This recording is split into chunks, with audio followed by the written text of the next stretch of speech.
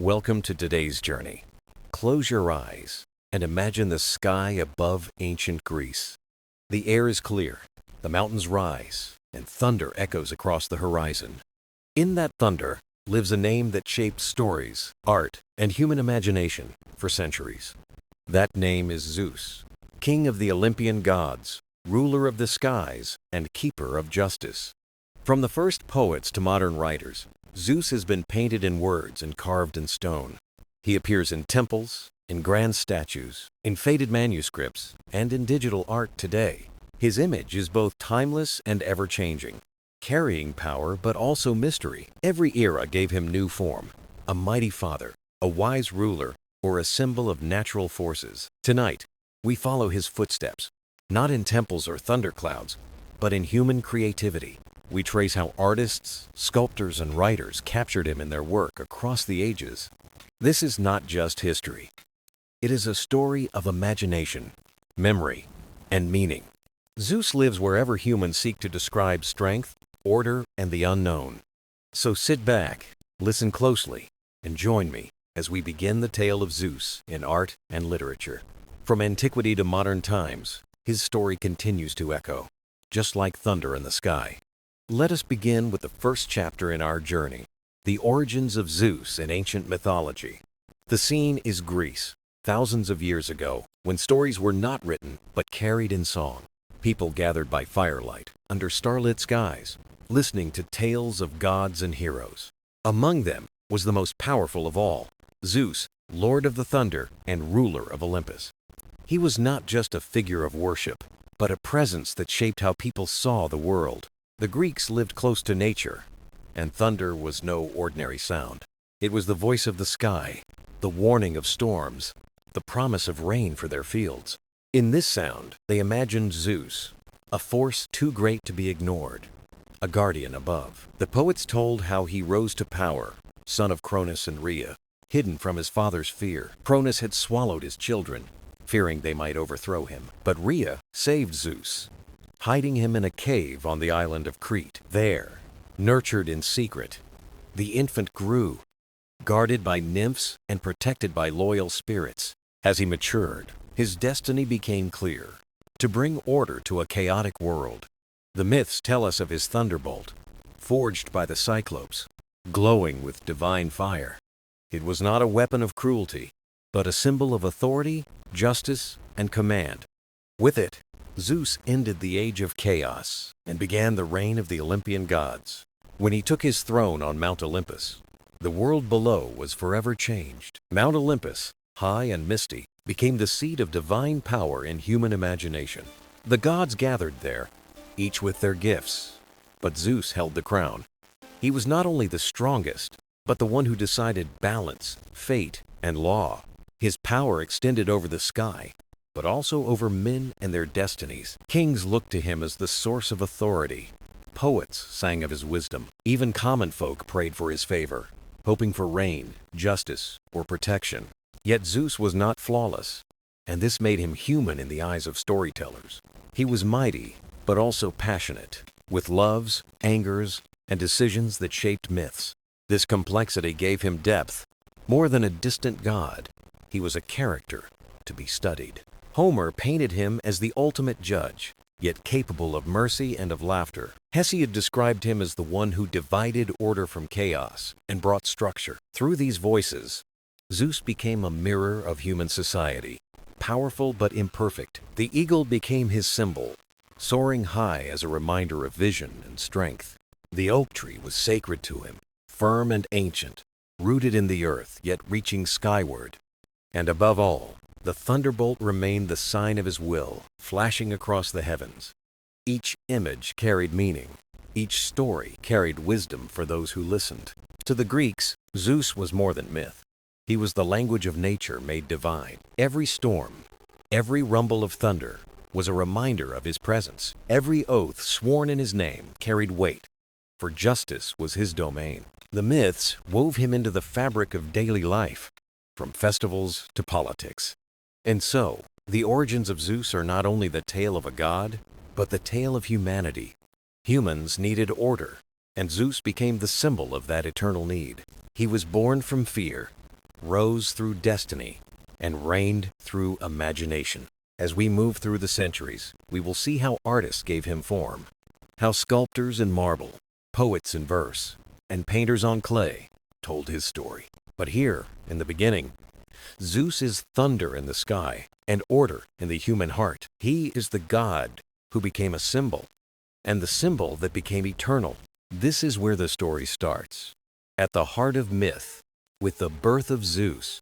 Let us step further into the story and see how Zeus was shaped in ancient Greek art. Picture a marketplace in Athens, sunlight falling on painted pottery and carved stone. On vases, in simple lines, Zeus appears holding the thunderbolt, a mark of divine power. The artists used black and red figures to show his form, seated, calm, yet commanding. Beside him might be Hera, Athena, or Hermes, each captured in flowing lines of myth. Art was not just decoration, but a way to teach stories to those who could not read. Every vase, every painting, carried echoes of the myths sung by poets and elders. Sculptors also gave Zeus form, shaping marble and bronze into towering figures.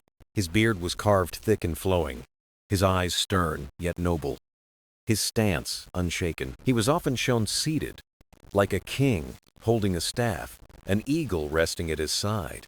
One of the greatest wonders was the statue of Zeus at Olympia, built by Phidias.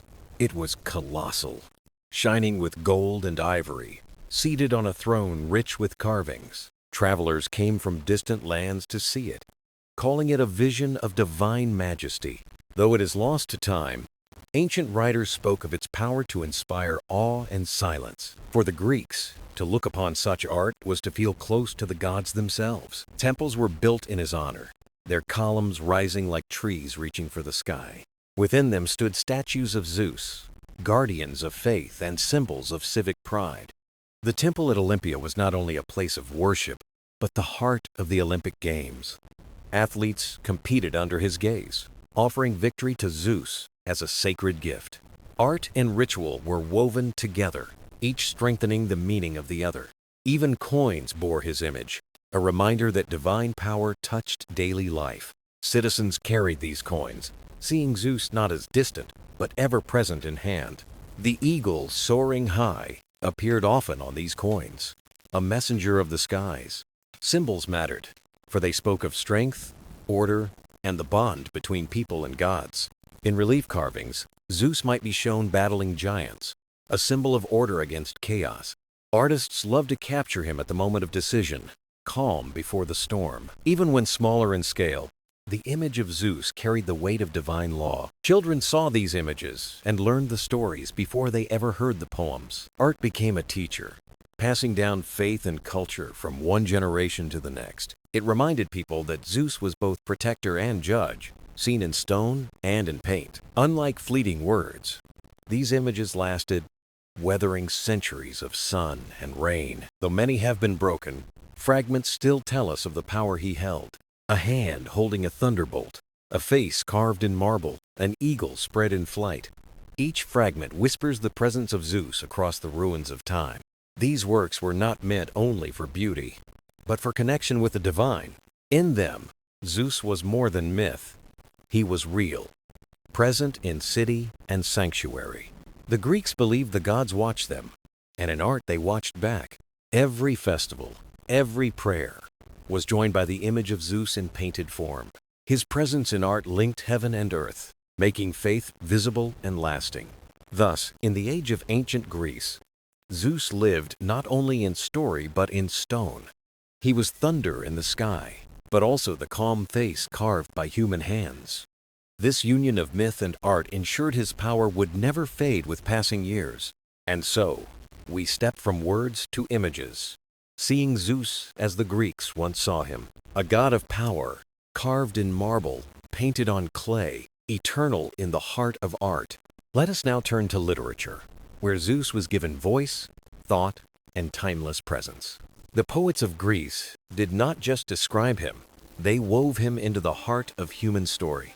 Homer, in his time's Iliad asterisk, placed Zeus as the supreme judge.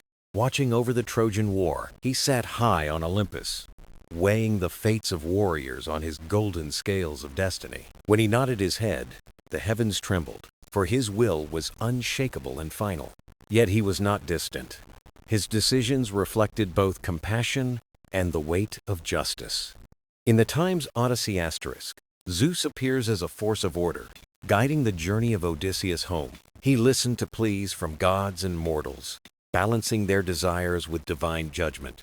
Through Homer's verses, Zeus became both feared and respected, a ruler above, yet near. Hesiod, in his Times Theogony asterisk, told the tale of how Zeus brought structure from chaos. He described the birth of gods, the battles of old, and the rise of Zeus to the throne. In Hesiod's words, Zeus was the one who divided the world and gave order to its parts. Justice was his gift, and his reign a symbol of cosmic balance against primal disorder. These works were not only entertainment, they were the foundation of Greek belief. Listeners learned that Zeus was the source of law, fate, and the rhythm of the universe. Each poem was more than a tale. It was a mirror of how society understood its world. Zeus stood as protector of oaths, punisher of injustice, and guardian of truth. When men swore by his name, their words were bound with weight and consequence. The poets reminded their audience that Zeus watched all, and nothing escaped his eye. His thunderbolt, often feared, was also a symbol of his role as keeper of balance. It was not merely a weapon, but the mark of divine order in human affairs. Zeus was invoked in prayers for peace, justice, and the strength to face hardship. He was not perfect, and stories often showed his flaws, loves, and shifting moods. Yet this imperfection made him relatable, a god who lived within the span of human drama. Through epic and verse, the Greeks gave him depth, not as a shadow, but as a character. Each tale showed him making choices, sometimes harsh, sometimes merciful, always final. This gave Greek society a sense that life was guided by reason, though touched by fate. In tragedies, Zeus was sometimes silent, a distant power whose will was hidden. Playwrights like Aeschylus spoke of Zeus as destiny, beyond comprehension, yet present. In Time's Prometheus-bound asterisk, Zeus appears not as kind ruler, but as strict guardian of order. Even so, his presence shaped every decision, a reminder of authority above all. This dual nature, just and severe, made Zeus a figure of both reverence and debate. Through literature, he was explored as both divine king and symbol of eternal law. The Greeks did not shy from showing his power, but also his humanity and flaws. This gave their stories richness, depth, and meaning beyond mere myth. To read Homer or Hesiod is to see Zeus not only as god, but as mirror of life itself. His role was cosmic, yet his actions reflected human struggle, choice, and desire. Through words, Zeus lived in the minds of generations, guiding thought and imagination. The poets gave him immortality, not only in heaven, but in the written line. And so, in classical literature, Zeus was more than a name. He was law, fate, justice, and the voice of thunder turned into story. From epic to tragedy, his presence echoed through every page, every verse, every word. He was the god who became the language of poetry, eternal in the art of literature. Let us now follow Zeus as he crossed into Rome, where his name became Jupiter, father of the gods. The Romans admired Greek culture deeply, borrowing myths, art, and the divine king of Olympus. Yet they reshaped him to fit their world, their empire, and their vision of order and power. In Rome, Jupiter was not only the ruler of gods, but the protector of the entire state. He was called Jupiter Optimus Maximus, the best and the greatest guardian of law and empire.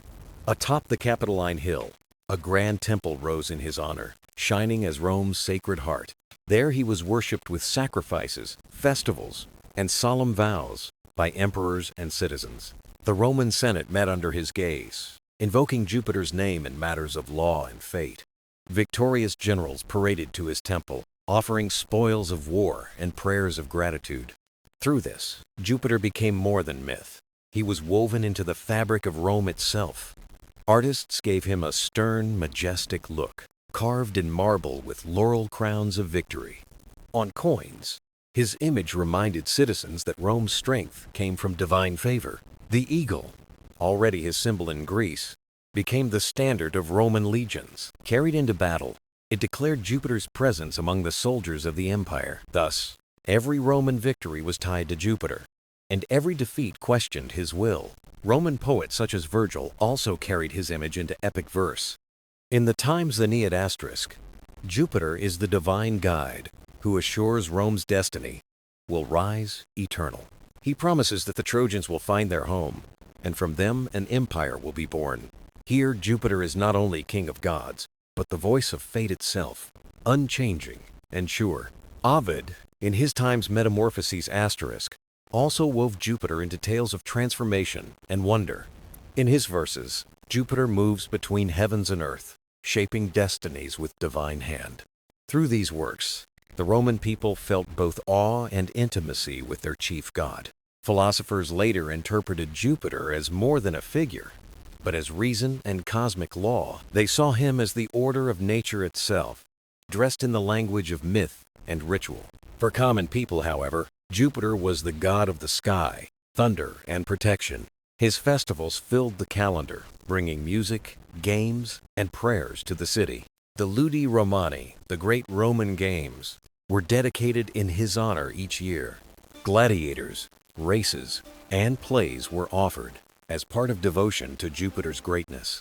Though Rome borrowed Zeus, the Roman spirit transformed him into something uniquely their own.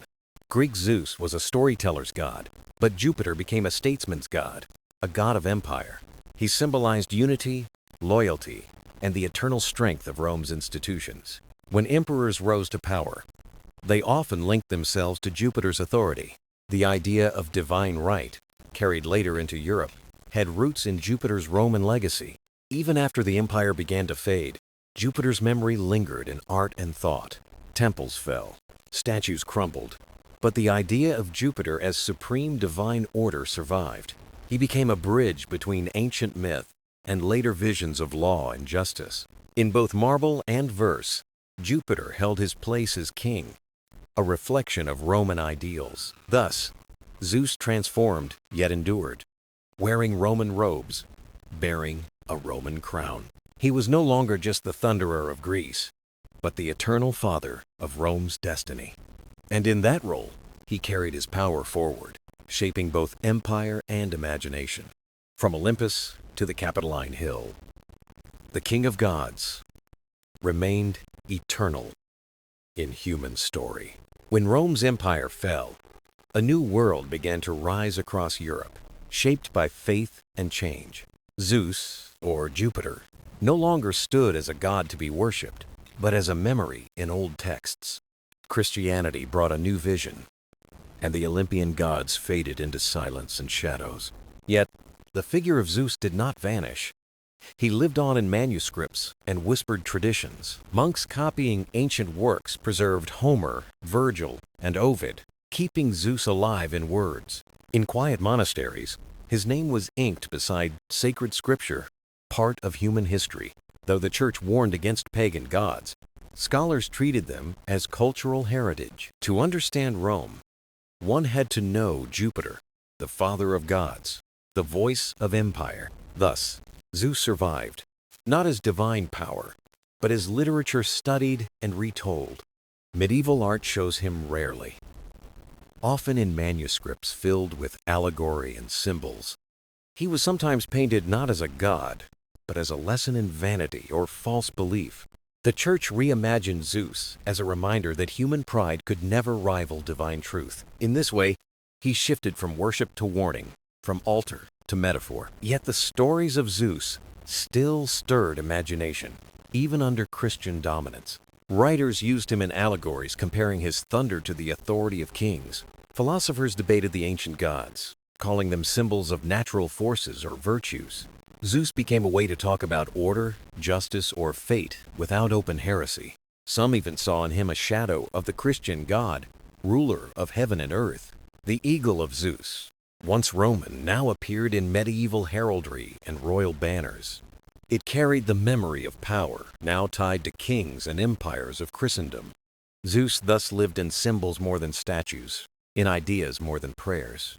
In illuminated manuscripts, tiny images of Zeus or Jupiter sometimes appeared. They stood beside saints and angels, not as rivals, but as echoes of lost antiquity. One might find him holding a scepter or hurling a bolt labeled as Jove. To readers, he was both distant myth and a sign of human longing for greatness. Poets of the Middle Ages also invoked his name for rhythm and reference.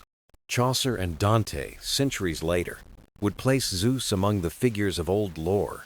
In Dante's times, Divine Comedy *, pagan gods are not worshipped but set in history's stage. Zeus is remembered as part of the human attempt to understand the divine. Through these works, he gained a strange immortality. Neither god nor forgotten shade, the medieval world loved order, and Zeus symbolized the order of the ancient cosmos. Astrologers linked him to Jupiter, the planet bright in the night sky. This celestial body carried Zeus's name into the science and magic of the Middle Ages. Astrology, medicine, and philosophy used Jupiter as a sign of fortune and strength. In this way, Zeus lived not only in stories, but also in the stars themselves. Kings and scholars looked to the heavens, reading in Jupiter the fate of nations. So Zeus became part of medieval thought, tied to both fate and cosmic harmony. From a mighty ruler on Olympus, he transformed into symbol, allegory, and celestial guide. He was no longer worshipped in temples, but studied in books and written in the sky.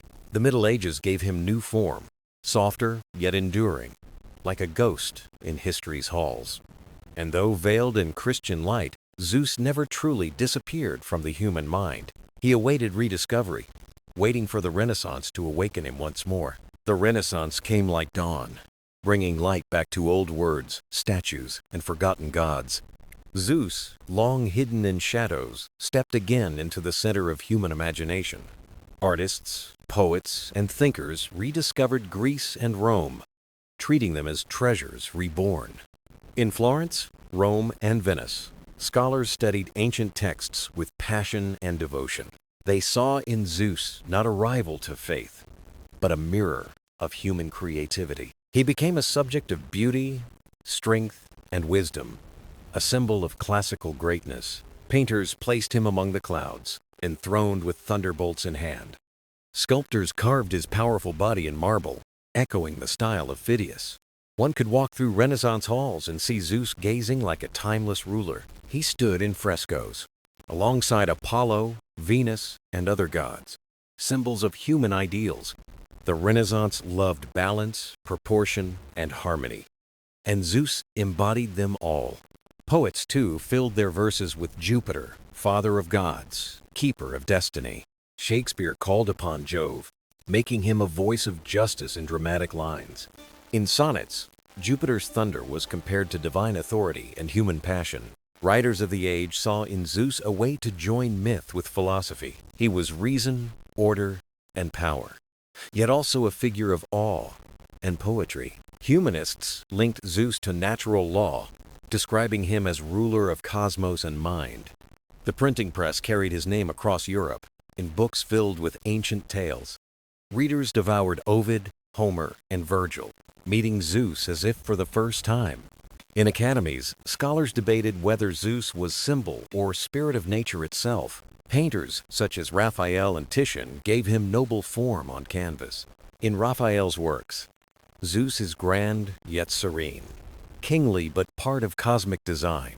Titian's brush made him dramatic, full of movement, thunder swirling around his figure. Michelangelo, sculpting with divine intensity, captured the same grandeur in stone. Every artwork gave Zeus new life, rooted in Greece but reborn in Renaissance vision. The Renaissance also connected Zeus to the heavens through astronomy. As telescopes turned skyward, the planet Jupiter gleamed with mysterious power. Galileo named Jupiter's moons after the god's lovers, weaving myth into discovery. Thus, Zeus became both mythic king and scientific companion in the expanding cosmos. Philosophers admired the blend, seeing myth and reason not as enemies but as guides. Zeus was now part of science, art, and philosophy, his reach stretching across culture. Even in politics, his name held weight, tied to kings and rulers of the age. Monarchs compared themselves to Jupiter, protectors of law and order on Earth.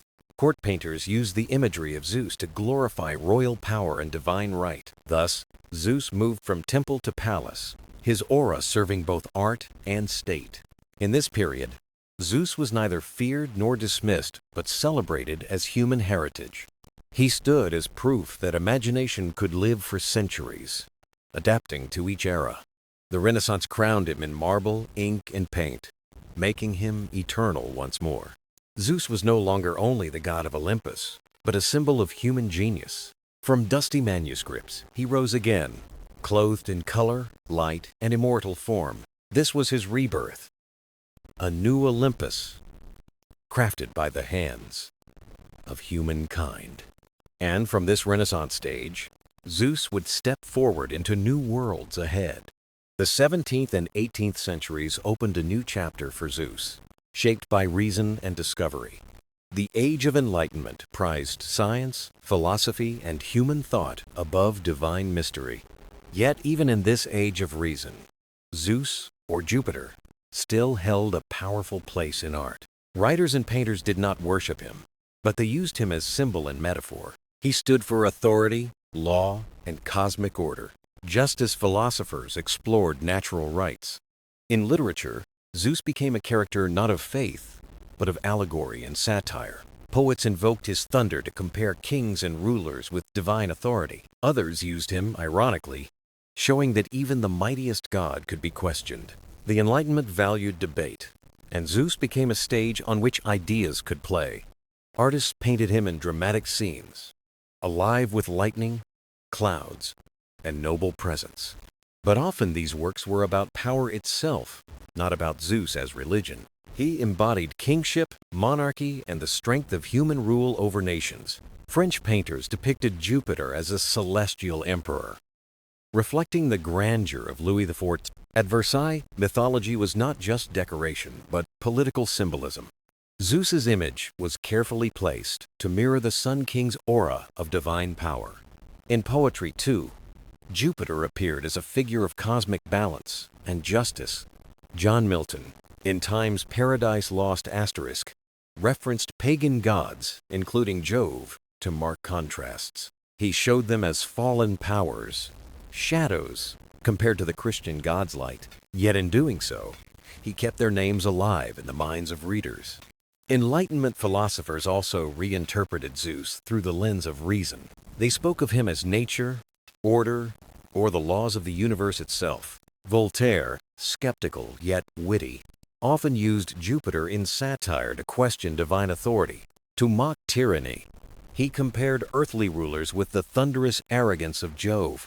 In such works, Zeus became less of a god and more of an idea. He was both admired as grandeur and criticized as despot, depending on the pen. Meanwhile, science tied him more closely to the sky and stars. Astronomers continued to study the planet Jupiter, brightest jewel of the heavens. Its great moons, discovered by Galileo, became symbols of Zeus's wide dominion. As telescopes improved, people saw the planet not as myth, but as real world. Still, the mythic connection remained, blending science and story in human minds. For many, Jupiter was both a planet and the king of gods from lore. Music, too, carried echoes of Zeus in this period of classical composition. Operas and symphonies often drew from mythology to tell stories of gods and men. In Handel's works, Jupiter appeared as part of grand mythological themes. Composers treated him as drama, not devotion, giving his thunder a place in stage and song. Thus, Zeus's presence expanded beyond temples and poems into concert halls and theaters. The Enlightenment loved allegory, and Zeus was an endless source of symbolic power. He represented authority, nature, and destiny, while also offering ground for critique. Every brushstroke, every note, every line gave him new meaning for modern minds. This was an age of questioning, but it did not erase the old myths. Instead, it redefined them, turning Zeus into a character in humanity's search for truth. In him, people saw the story of power, majestic, dangerous, and deeply human. Zeus became less of a distant god and more of a mirror for society itself. The thunder of Olympus was now a metaphor for law, kingship, and reason. From Versailles to London, from paintings to poems, Zeus remained inescapable. Even in an age of science and reason, his image carried timeless weight. The Enlightenment reshaped him, yet it could not silence the thunder of Zeus. The 19th century brought storms of change, revolutions, empires, and a hunger for the past. Zeus returned not as a god to be feared, but as an icon for poets and painters. Romanticism flourished, and in its heart was a passion for myth, nature, and imagination. Artists sought grandeur, the sublime, and the eternal forces beyond human control. In this search, Zeus re-emerged as a powerful figure of sky, thunder, and fate. Painters filled canvases with gods and mortals, reviving Olympus with vibrant drama. Delacroix, with bold colors, painted myth not as history but as emotion itself. Zeus appeared in stormy skies, a symbol of awe, majesty, and unshakable power. Sculptors, too, turned again to the classical style, carving forms inspired by Greece. Museums filled with rediscovered marbles, inspiring new visions of gods in stone. The Romantic Age adored ruins, temples, and broken statues that whispered of Zeus. Poets wove his name into verses that sang of nature's might and human struggle. Byron and Shelley wrote with fire, seeing in Zeus the echo of cosmic rebellion. In Time's Prometheus Unbound Asterisk, Shelley reimagined Zeus as tyranny, overthrown by human will. Here, Zeus was no longer eternal ruler, but a symbol of oppression undone. This reflected the age's revolutions, where kings were questioned and thrones shaken. Zeus became an allegory for both power and the defiance against power itself. Thus, Romantic literature painted him both as god and as shadow of monarchy. For the Romantics, Zeus embodied not only myth, but the thunder of human freedom. At the same time, science deepened his link to the heavens above. Astronomers mapped the planet Jupiter with greater detail, marveling at its storms. The Great Red Spot, a cosmic tempest, seemed worthy of Zeus's wrath. This discovery made myth and science dance together once more. The god of Olympus was alive in the telescope's glass, reshaped by knowledge. In music, too, Zeus thundered across symphonies and operas. Composers like Wagner drew heavily on myth, blending gods with sweeping orchestras. Though Germanic deities often led his stories, the spirit of Zeus echoed within. Every crescendo carried thunder, every brass note a memory of Olympus. Thus, music joined painting and poetry in reviving Zeus for a modern age. National movements also borrowed Zeus as symbol of strength and unity. Nations, rising or reborn, used classical gods to claim ancient greatness. Zeus appeared in statues placed in capitals, embodying civic pride and destiny. His eagle soared again on flags, crests, and monuments across Europe. He was once more a political emblem, echoing his Roman role centuries before. Yet in art, he was also a subject of fantasy and dream. Romantic painters depicted him as father of gods, but also as force of chaos. Storms, seas, and mountains bore his presence, for Zeus was nature personified. The 19th century's fascination with myth gave him new thunder. He was not worshipped, but admired, feared, challenged, and immortalized. Every poem, painting, or sculpture was a dialogue with the ancient king. Zeus shifted with the Romantic spirit, powerful, flawed, eternal, and deeply human. He lived in ruins, in skies, in revolutions, and in dreams of freedom. And when the Romantic era gave way to modernity, Zeus still stood tall. For he was more than a god, he was an idea too vast to fade. The 19th century proved that Zeus would always rise again in human story. The 20th century began with rapid change wars, technology, and shifting beliefs shook the world. In this turmoil, Zeus did not vanish. He adapted to modern forms of art and story. Painters, poets, and filmmakers gave him new life, reshaping the old god for new audiences. In visual art, classical forms mixed with bold modernist style, breaking tradition. Some artists painted Zeus as fractured, abstract, a symbol of lost certainty. Others kept his majesty intact, using him to anchor humanity in timeless myths. In literature, modernist writers turned to myth to explore chaos and meaning. James Joyce wove Greek gods into Time's Ulysses asterisk, linking everyday Dublin to epic grandeur. Though Zeus was not central, his presence lingered in echoes of authority and fate.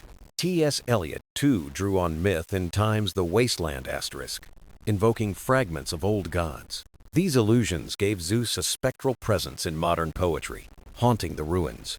The old myths became tools to make sense of modern despair and hope. Cinema soon claimed Zeus as a dramatic figure for the screen. In early films, mythology dazzled audiences with spectacle and gods brought to life. By mid-century, Hollywood embraced epic tales of Olympus, filled with thunder and lightning. Zeus appeared as wise ruler, stern father, and sometimes flawed power. He became part of popular imagination, familiar even to children. Cartoons, comics, and later superhero stories borrowed from Zeus's thunder. Characters with lightning powers, from Shazam to Thor, carried echoes of Olympus. Even when unnamed, Zeus's shadow loomed over modern myths of strength. The 20th century was also an age of psychology and symbolism. Thinkers like Jung saw Zeus as archetype, a father figure in the collective unconscious.